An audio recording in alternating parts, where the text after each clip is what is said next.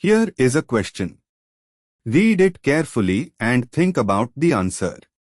Let us solve it step by step. Let us begin solving this step by step. The structure shows a cyclohexane ring, which serves as the parent cyclic structure. Moving on to the next step. There is a C is equal to O, OCH3, methoxycarbonyl ester group directly attached to the cyclohexane ring.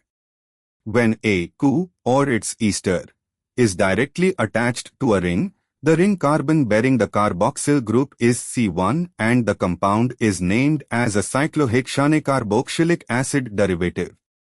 Since the acid portion is esterified with methanol, OCH3, the parent name is methyl cyclohexane carboxylate. Moving on to the next step. A bromine, Br, atom is attached to the ring carbon adjacent to C1 i.e. at C2.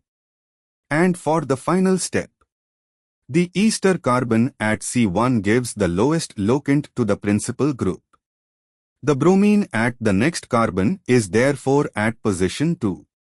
The full IUPAC name is methyl-2-bromocyclohexane 1-carboxylate, commonly written as methyl-2-bromocyclohexane carboxylate.